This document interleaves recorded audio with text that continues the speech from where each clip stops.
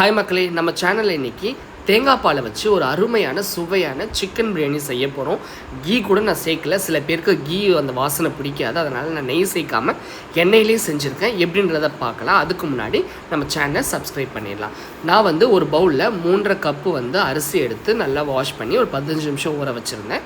அதுக்கப்புறம் 1 கிலோ சிக்கனை நல்லா வாஷ் பண்ணி தனியாக எடுத்து வச்சுட்டேன். மிக்ஸி ஜாரில் ஒரு தேங்காவை முழுசாக எடுத்து சின்ன சின்னதாக கட் பண்ணி அதை நல்லா அரைச்சி அதில் தேங்காய் பால் எடுத்து வச்சுட்டேன். இந்த பிரியாணியில் நான் தண்ணி எதுவும் ஊற்ற போகிறதில்ல, தேங்காய் பாலை தான் ஃபுல்லாக செய்ய போகிறேன். அதனால் தேங்காய் பாலை நல்லா தண்ணி ஊற்றி மிக்ஸ் பண்ணி எடுத்து வச்சுருங்க. பிரியாணி பாத்திரத்தில் ஃபுல்லாக எண்ணெய் ஊற்றுக்கலாம். 150 ml எண்ணெய் ஊற்றிருக்கேன். இதில் கடலை எண்ணெய் நல்லாயிருக்கும். ஓகே, நான் ரீஃபண்ட் ஆயில் தான் எடுத்திருக்கேன். 2 பிரிஞ்சி இலை, நட்சத்திர சோம்பு, ஏலக்காய், பட்டை, கிராம்பு போட்டு லோ ஃப்ளேமில் நல்லா எண்ணெய் காஞ்சதுக்கப்புறம் போடுங்க. அப்போ தான் அது வாசனை நல்லாயிருக்கும். சரிங்களா? சோம்பு இப்போ போடாதீங்க, நான் சொல்லும்போது போட்டால் போதும். ஓகே, அதுக்கப்புறம் சின்ன சின்னதாக நீட்டாக கட் பண்ணி வச்சுருந்தேன் ஒரு 400 கிராம் வெங்காயத்தை போட்டு நல்லா வதக்கிக்கிட்டேன். ஸோ மற்ற பிரியாணியில் நல்லா டீப்பாக வதக்கணும் அப்படின்னு சொல்லுவேன். பட் இந்த பிரியாணியில் நம்ம டீப்பாக வதக்க வேண்டாம். ஒரு 60% வதங்கினா போதும். கொஞ்சம் உப்பை போட்டு வச்சிடலாம். ஸோ அது வதங்கும் போது மேலே ஒரு கைப்புளி அளவு சோம்பை போட்டுட்டு காரத்துக்கு ஏற்ற மாதிரி பச்சை மிளகாய், ஏன்னா நம்ம வேறு எந்த காரத்துக்கு எதுவுமே சேர்க்க மாட்டோம். இந்த பச்சை மிளகாய் தான் உங்களுக்கு காரம் தரும். ஸோ உங்களுக்கு எவ்வளோ காரம் வேணுமோ ஆட் பண்ணிக்கலாம்.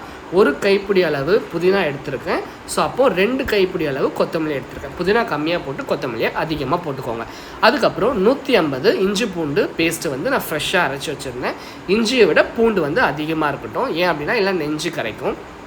அதுக்கப்புறம் நான் இதுக்கு 250 கிராம் தக்காளியை நீட்டாக கட் பண்ணி போட்டுட்டேன். தக்காளி நல்லா வதங்கக்கூடாது. அதுக்கப்புறம் 150 ml கேர்டும், அப்புறம் ஒரு எலுமிச்சை பழத்தை பாதியாக கட் பண்ணி அதையும் போட்டு நல்லா மிக்ஸ் பண்ணிவிட்டேன். தக்காளி வதங்க வேண்டாம், நல்லா லைட்டாக அது வேகிற மாதிரி இருந்தால் போதும். அதுக்கப்புறம் நம்ம வாஷ் பண்ணி வச்சுருக்க சிக்கனை போட்டு நல்லா வதக்கி லைட்டாக அதுக்கு மேலே உப்பை போட்டு மூடி வச்சிடலாம். சரிங்களா?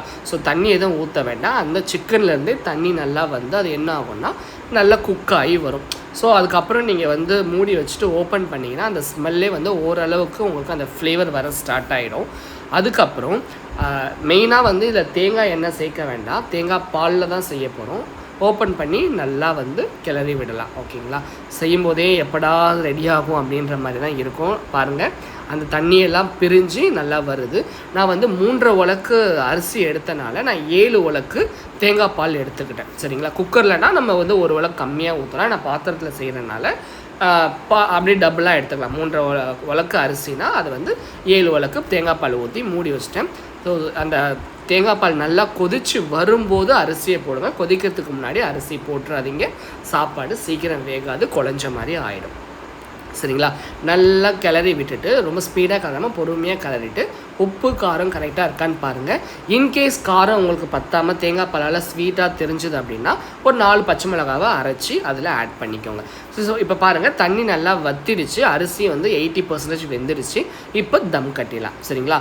ஸோ அடுப்பை ஃபஸ்ட்டு நல்லா ஹை ஃப்ளேமில் நம்ம வீட்டில் இருக்கக்கூடிய தவா யூஸ் பண்ணாத தவாவை எடுத்து வச்சுட்டு ஒரு 10 நிமிஷம் ஹை ஃப்ளேம்லேயும் ஒரு 5 நிமிஷம் லோ ஃப்ளேமில் தம் கட்டி ஒரு 10 நிமிஷம் அப்படியே விட்டுருங்க. அதுக்கப்புறம் எடுத்து பொறுமையாக கிளறி பாருங்கள். ஐயோ, ஃபர்ஸ்ட் டைம் தேங்காய் பாலில் செஞ்ச பிரியாணி அவ்வளோ ஒரு வாசனை, அவ்வளோ ஒரு டேஸ்ட்டு. அதுக்கப்புறம் லெக் பீஸோடு எடுத்து பிளேட்டில் வச்சு தயிர் பச்சடியும், அதுக்கப்புறம் நான் செஞ்ச சில்லி ஆம்லேட் அதை வச்சு சாப்பிட்டேன். ரியலி நான் சொல்கிறேங்க, வர்த்து. சாப்பிட்லாம், ட்ரை பண்ணி பாருங்கள். ஏதாவது டவுட் இருந்துச்சுன்னா கமெண்டில் கமெண்ட் பண்ணுங்கள். கண்டிப்பாக உங்களுக்கு நான் அதுக்கு எக்ஸ்ப்ளனேஷன் கொடுக்குறேன். Bye bye, thank you. நம்ம சேனலை சப்ஸ்கிரைப் பண்ணிவிடுங்க.